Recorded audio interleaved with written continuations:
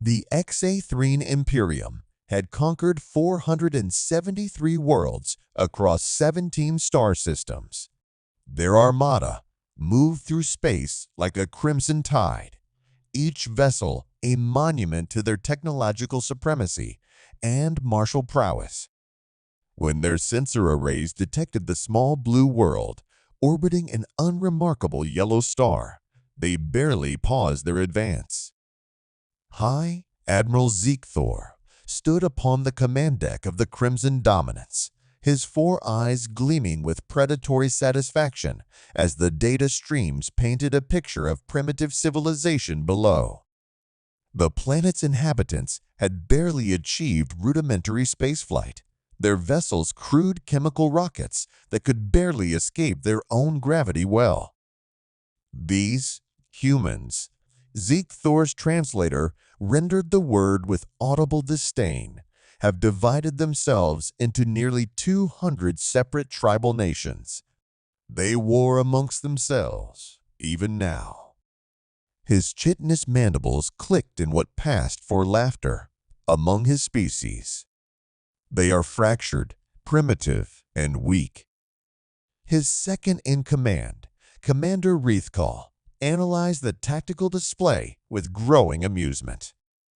Their most powerful weapons are fission-based explosives. We possessed such technology 6,000 cycles ago, before we abandoned it as inefficient. He gestured toward the holographic projection of Earth's military installations. Their largest vessels cannot even leave their atmosphere with crews aboard. This will not be a conquest, High Admiral. This will be an extermination. Thor's vocal sacs inflated with satisfaction. Nevertheless, protocol demands we offer surrender terms. Open a broadcast channel to all their communication frequencies. Let them understand the futility of resistance. Across Earth, every television, radio, computer, and smartphone suddenly displayed the same image: High Admiral Thor, his massive form encased in ceremonial armor that gleamed like dried blood. When he spoke, translation algorithms rendered his words in every human language simultaneously. Inferior species of the third planet, you stand in the path of the Exathrine Imperium. We have observed your primitive civilization, your fractured nations, your pathetic attempts at technology. You possess nothing that threatens us. You possess nothing we desire except your world itself. In the United Nations General Assembly, diplomats sat frozen in horror. In the Pentagon, Joint Chiefs of Staff stared at screens with clenched jaws. In the Kremlin, the Russian president's knuckles whitened as he gripped the arms of his chair. Across China, India, Europe, Africa, South America, and every corner of the globe, billions of humans watched as their worst nightmare materialized in their skies. We offer you this singular opportunity, Thor continued, his tone dripping with contempt. Surrender unconditionally. Abandon your cities. Present yourselves for processing and relocation. You will be permitted to exist as a laborer caste, building monuments to our glory until your species naturally expires across a few generations. This is mercy beyond what you deserve. He leaned closer to the camera, all four eyes focusing with predatory intensity. You have one rotation of your planet to comply. After that, we will demonstrate why 473 worlds knelt before us. We will burn your cities from orbit. We will boil your oceans. We will crack your continents like eggs. And we will do so while you watch helplessly, understanding finally that you were never anything more than insects beneath our feet. The transmission ended. For exactly 14 seconds, the world held its breath. Then, United States President Sarah Chin picked up the red phone, connecting her directly to Moscow, Beijing, London, Paris, New Delhi, and every other nuclear-capable nation on Earth. "Gentlemen, ladies," she said quietly, "I believe we need to remind our visitors of something important about humanity." "And what is that, Madam President?" asked the Russian president. "That we didn't claw our way to the top of Earth's food chain by being weak. We did it by being the most relentlessly stubborn, adaptable, and vindictive sons of bitches this planet ever produced." Her voice hardened to steel. "Activate all defense protocols. Contact every military installation worldwide. And someone get me Admiral Thompson at Space Command. We're about to teach these bastards why you don't threaten a human's home." Across the globe, ancient tribal instincts awakened. Nations that had been enemies mere hours before suddenly remembered they were all human first. India and Pakistan coordinated missile defense systems. North and South Korea shared intelligence data. Israel and Palestine jointly prepared evacuation protocols. Every petty territorial dispute, every political disagreement, every cultural difference suddenly meant nothing compared to the alien armada darkening their skies. In Geneva, the Emergency Planetary Defense Council convened with representatives from every nation on Earth. The meeting lasted 4 hours. The unified response was unanimous. General Marcus Thompson, commander of United States Space Command, stood before a hastily assembled Joint Command Center housing military officials from 40 different nations.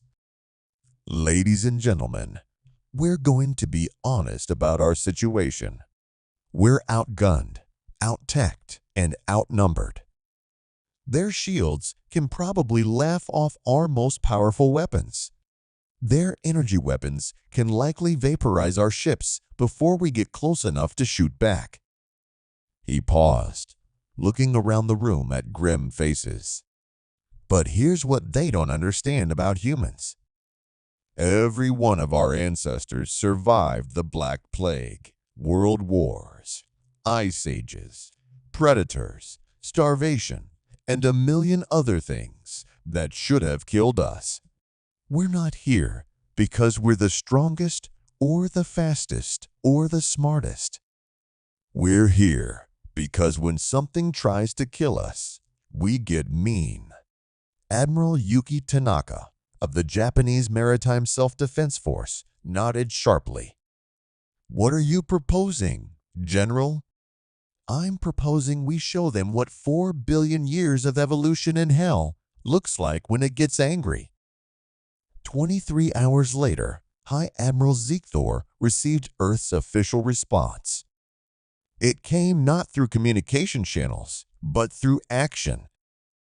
Every nuclear-capable submarine on Earth surfaced simultaneously.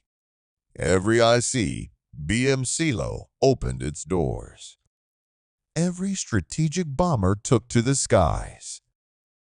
Every destroyer, cruiser, and carrier battle group assumed combat formation. And from hastily retrofitted spacecraft, tourist rockets, cargo vessels, even the International Space Station itself, human beings armed with whatever weapons they could mount stared up at the alien armada with cold determination. The response message was brief, recorded by President Chen, but endorsed by every leader on Earth. "You want our planet? Come and take it." Ziegthor's mandibles clicked in rage. "Foolish insects. Commander, prepare the orbital bombardment platforms." We will start with their largest population centers. Let them watch their species die. But as the exithrine fleet moved into attack formation, something unexpected happened. The humans didn't retreat. They didn't surrender. Instead, they attacked. It was suicide, of course. Human missiles detonated harmlessly against exithrine shields. Human railguns firing tungsten rods might as well have been throwing pebbles. The alien energy weapons carved through Earth's hastily assembled defense fleet like a laser through fog. And yet they kept coming. Why don't they stop? Reithkal demanded, watching another wave of human fighters disintegrate under plasma fire. They must know they cannot win. Zeke Thor's confidence wavered for the first time. In 473 conquests, he had never seen a species continue fighting after experiencing such catastrophic losses. Most surrendered after the first demonstration of extreme power. The stubborn ones broke after losing a quarter of their forces. But these humans had lost nearly 60% of their defensive fleet, and the survivors were pressing their attack with even greater ferocity. High Admiral, a sensor technician called out, multiple objects launching from the planet's surface. Trajectory suggests the technician's vocal sacs deflated in confusion. They appear to be crew-carrying vessels heading directly toward our fleet. Boarding craft? Zeke Thor's confusion mirrored his subordinates. That's absurd. They would be destroyed before. 17 repurposed space capsules, each carrying elite special forces, soldiers from a dozen different nations, screamed toward the exithrine fleet. 14 were vaporized in transit. But 3-3 made it through the defensive fire by hiding in the debris field of their destroyed comrades. The first capsule breached the hull of a Xathrine destroyer using shaped charges originally designed for mining asteroids. 30 soldiers poured into the alien vessel, Navy SEALs, Russian Spetsnaz, British SAS, Israeli Sayeret, Matkal, all fighting as one unit. What is happening on Deck 7?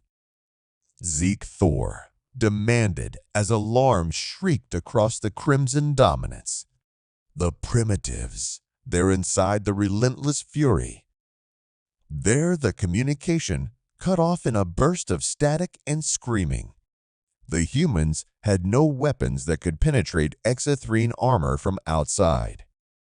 But inside the ships, in close quarters, they didn't need advanced technology. They had knives. They had explosives strapped to their chests. They had hands and teeth and an absolute refusal to die quietly. Sergeant Jake Morrison of the U.S. Army Rangers found himself face to face with a Xathrine warrior twice his size. The alien's energy rifle came up, but Jake was faster, diving beneath the shot and driving his combat knife into the gap between the alien's armor plates. The Xathrine shrieked, and Jake twisted the blade before pulling the pins on the grenades attached to his vest. "See you in hell," he whispered as the explosion tore through the corridor, destroying himself, the alien warrior, and the ship's primary power coupling. The relentless fury went dark and began a slow tumble toward Earth's atmosphere. Across the engagement sphere, similar scenes played out. Humans fought with a desperation and creativity born of absolute necessity. When missiles didn't work, they rammed their ships into alien vessels. When guns failed, they resorted to improvised explosives. When nothing else remained, They used their own bodies as weapons. Captain Wei Zhang of the Chinese People's Liberation Army Strategic Support Force couldn't reach the bridge of the Exathrine cruiser his team had infiltrated. But he could reach the reactor room. As plasma bolts tore through his squad, killing them one by one, Wei dragged himself toward the reactor controls with 3 bullet wounds and a severed arm. "For Earth," he gasped, smashing the failsafes with his rifle butt before overloading the containment fields. The resulting explosion consumed the entire cruiser and damaged 3 nearby vessels. High Admiral Ziegthor watched in mounting horror as his unstoppable armada began to falter. The humans couldn't win, that was never in question. They were still losing 10 ships for every one Exathrine vessel destroyed. Their casualties were catastrophic. By any military analysis, they had already lost. But they wouldn't stop. "Hi, Admiral." Riethkel's voice carried a note Ziegthor had never heard before: fear. "We've lost 11 capital ships." The relentless fury, the blood tide, the eternal dominance, all destroyed or disabled. "We've never suffered such losses in a single engagement. We should withdraw and reassess." "Withdraw?" Ziegthor's mandibles clacked in rage, but underneath was something else. "Uncertainty. We are the Exathrine Imperium. We do not retreat from primitives." "Then perhaps we negotiate," Riethkel suggested desperately. "Offer them territory, technology, anything to—" "Look at them." Ziegthor gestured at the tactical display where human forces continued their assault, despite losses that would have broken any rational species. "Do they look like they want to negotiate? They're trying to kill us or die trying. There is no middle ground for these creatures." On Earth, the situation was desperate. Alien bombardment had destroyed Sydney, Mumbai, and Mexico City. Billions huddled in shelters as energy beams carved burning scars across the landscape. The oceans boiled where plasma strikes hit the water. Entire regions burned. But humanity's response only intensified. Every factory on Earth had converted to war production. Teenagers who'd been playing video games days before now assembled missiles alongside their grandparents. Scientists worked around the clock, analyzing fragments of destroyed alien vessels, desperately seeking weaknesses. Programmers launched cyberattacks against the alien fleet's communication networks. Chemists developed acids that could eat through Exathrine hull plating. In a bunker beneath the Rocky Mountains, Dr. Sarah Okonkwo made a breakthrough. The Nigerian physicist had been studying the energy signature of Exathrine shields when she noticed something peculiar. Their shields operate on a rotating frequency, she explained to General Thompson via video conference. They cycle through thousands of different frequencies per second to defend against different attack types. "So they're impenetrable," Thompson said grimly. "No." Sarah's eyes gleamed with fierce intelligence. "So they have a predictable pattern. If we can match our weapon's frequency to their shield frequency at the exact microsecond of rotation, we can slip through a narrow window. It would require unprecedented coordination and timing, but how quickly can you weaponize this? Give me 6 hours and access to every supercomputer on Earth." "You've got it." "And Doctor?" Thompson's weathered face showed the first hint of hope in days. "Save some of those bastards for us." High Admiral Ziegthor paced his command deck, watching the casualty reports mount. 23 capital ships destroyed, 47 smaller vessels disabled, thousands of warriors dead, and the humans were still fighting. High Admiral, we're detecting unusual coordination in their attack patterns, a sensor technician reported. Their weapons fire is beginning to synchronize in ways that suggest. The Crimson Dominance shuddered as something struck its forward shields. Impossible. Nothing had penetrated their shields before. But the humans had learned. They'd adapted. And now their missiles were slipping through, exploiting the microsecond gaps in the shield rotation with computer-aided precision that even the Exathrene had to admire. All ships, evasive maneuvers. Zeke Thor commanded. Increase shield frequency rotation by. That won't work. Look at them, High Admiral. They're already adjusting. They're learning faster than we can adapt.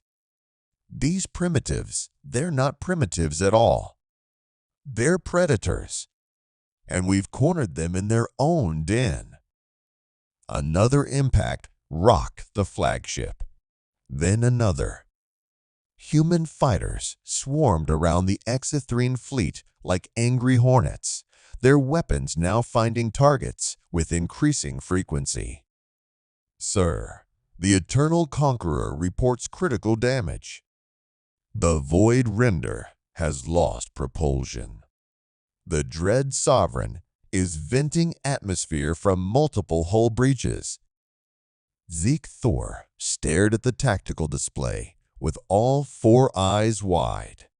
In 70 cycles of military service, across dozens of campaigns, he had never imagined this scenario.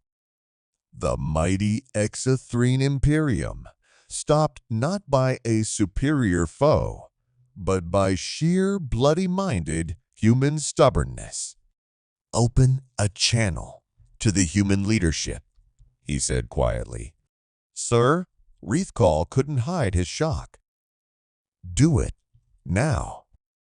President Chen appeared on the view screen, calling from a bunker somewhere beneath the scarred earth. Her hair was disheveled, her eyes red-rimmed from lack of sleep, but her gaze was steady and utterly uncompromising. You have something to say? She asked coldly. Zeke Thor straightened to his full height, refusing to show weakness even in defeat. We underestimated your species. We offered you mercy, and you responded with defiance. We demonstrated our power, and you answered with sacrifice. We thought you primitive, but you have proven otherwise. Is this the part where you apologize? Chen's voice dripped with contempt. Because apologies won't bring back Sydney, won't rebuild Mumbai, won't resurrect the millions you murdered. No, Zeke Thor agreed. Nothing can undo what has been done. But I can prevent further bloodshed. The Exathrene Imperium formally withdraws from this system. We will depart immediately and never return. Not good enough. Chen leaned forward, her face filling the screen. You don't get to attack our home, kill our people, and then just leave. Here is what's going to happen, High Admiral. You're going to transfer every piece of technology we ask for. You're going to provide detailed information about every other hostile species in this region of space. You're going to leave behind construction equipment, medical supplies, and enough raw materials to rebuild what you destroyed. And then, if we're satisfied, we might let you leave. Zeke Thor's mandibles clicked in outrage. You dare dictate terms? We could still destroy your world. Yes. Chen agreed calmly. You probably could. But we'd make sure you died with us. Every one of your ships. Every one of your warriors. We'd strap nuclear weapons to corpses and throw them at your fleet if that's what it takes. You might win, High Admiral, but you'll pay in so much blood that your Imperium will remember this day as a cautionary tale for the next 1,000 years. She paused, letting that sink in. Or you can give us what we're asking for, leave with most of your fleet intact, and tell your Imperium to write Earth off as a really bad idea. Your choice. You've got 60 seconds. 58 seconds later, Zeke Thor accepted the terms. It took 3 weeks for the Exithrene to transfer the requested technology and materials. During that time, human engineers swarmed over the disabled alien vessels, learning, copying, and improving. Every Exithrene warrior watched nervously as the primitive species they dismissed so casually dissected their advanced technology with frightening speed. Captain Maria Rodriguez, a former NASA engineer, stood inside the reactor room of a captured Exithrene cruiser, her tablet filling with data. "This is incredible," she breathed. "Their power generation is at least a century beyond our current capabilities, but the basic principles. We can replicate this, maybe even improve it." All across Earth, similar scenes played out. Chinese scientists analyzed Exithrene shield technology. Russian engineers reverse-engineered their propulsion systems. European researchers decoded their medical databases. Indian mathematicians cracked their navigation algorithms. African metallurgists studied their hull composition. Humanity had been bloodied. Tens of millions were dead. Entire cities reduced to rubble. Vast swaths of the planet scarred by orbital bombardment. But they had survived. And more importantly, they had learned. On the final day, as the last Exithrene vessel prepared to depart the solar system, High Admiral Zeke Thor broadcast one last message to Earth. President Chen, along with leaders from every nation, watched from the rebuild UN General Assembly. "People of Earth," Zeke Thor began, and this time there was no mockery in his tone, only weary respect. "We came to your world believing you weak and divided. We were wrong. We have conquered 473 worlds, but none fought like you. None bled like you. None refused to yield when all logic demanded surrender." He paused, all 4 eyes focusing on the camera with unsettling intensity. "You have earned something no other species has claimed from the Exithrene Imperium, our respect. But know this, you have also earned something far more dangerous. You have earned our attention. The galaxy is vast and filled with species far more terrible than we are. Some will see your resistance as a challenge. Others will view your planet's resources as worth any cost to claim. And all of them will now know that Earth is inhabited by the most dangerously stubborn species in this region of space." Zeke Thor's mandibles clicked one final time. "You asked for technology and knowledge. We have provided it. Use it wisely. Prepare yourselves. Because the next visitors to your world may not be so willing to negotiate. Farewell, humans. May we never meet again." The transmission ended. The Exithrene fleet engaged their faster-than-light drives, and vanished from human space. In the UN assembly, silence reigned for a long moment. Then President Chen stood, her voice carrying to every delegate present. Ladies and gentlemen, we have been given a gift and a warning. We now know we're not alone in the universe. We know there are threats out there that make the exithrene look friendly. And we know that when those threats come, they'll find humanity ready. She looked around the chamber at representatives from every nation on Earth. We came together to face extinction. We fought as one species, one people, one world. I propose we don't let that unity fade now that the immediate threat is gone. The Planetary Defense Coalition that formed during the crisis should become permanent. Our shared technology, our combined military forces, our unified purpose, these should be the foundation of humanity's future. Russian President Volkov stood. I second the proposal. Chinese Premier Li stood. As do I.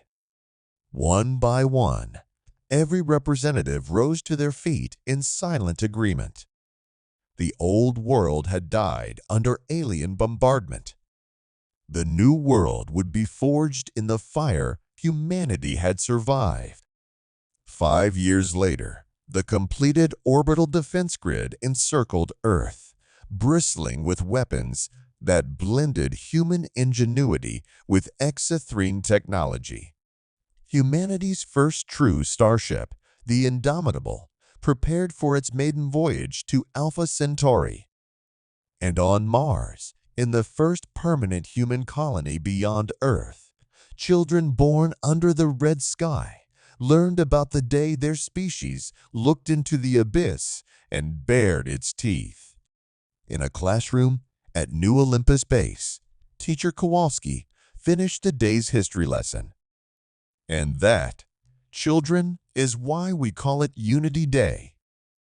Not because the exithrene were our friends, but because they reminded us what we already knew deep down. A young girl raised her hand. What's that, Teacher Kowalski? The teacher smiled. That you don't threaten a human's home. Because we didn't crawl up from the caves and survive everything Earth threw at us by being nice. We survived by being too stubborn to quit, too creative to stop adapting, and too damn mean to go down without taking our enemies with us.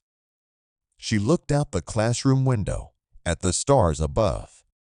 The exithrene learned that lesson. And someday, if anyone else forgets, we'll teach it to them too. Somewhere in distant space, High Admiral Ziegthor reviewed reports from his intelligence division. The humans had taken their technology and improved it. Their ships were faster than exithrene vessels now. Their weapons more powerful. Their rate of expansion into their local stellar neighborhood was unprecedented. They're not content with defending their home, Reithkal observed nervously. They're building an empire. No, Ziegthor corrected, all 4 eyes focused on the data streams. They're building a fortress. Every new colony, every new ship, every new weapon, it's all preparation. They know the galaxy is dangerous, and they're making sure nothing ever threatens their homeworld again. Should we warn the Imperium? Prepare for possible future conflict. Ziegthor's mandibles clicked in what might have been laughter. No, old friend. We should warn every other species in this galaxy that there's a new apex predator in the void. And its name is humanity. He closed the report and stared out at the stars. We mocked them. We thought them weak. And they responded with fire. Let that be a lesson to anyone who encounters them. Humans don't surrender. They adapt, they overcome, and they never, ever forget. The message spread through the galactic community like wildfire. Some species dismissed it as exothrene exaggeration. Others took note and adjusted their expansion plans accordingly. But all of them would eventually learn the same truth. Earth was no longer a primitive backwater planet. It was a line in the sand, defended by the most stubbornly unbreakable species the galaxy had ever produced. And God help anyone who tried to cross it. Because humanity had learned its lesson too. They'd learned that the universe was hostile, unforgiving, and filled with threats. But more importantly, they'd learned that they could handle it. All of it, together. The exathrene had come to Earth expecting to add another conquered world to their empire. Instead, they'd awakened something far more dangerous, a unified, technologically advancing human civilization that remembered what had been done to them and was absolutely determined it would never happen again. They'd mocked Earth with threats of fire.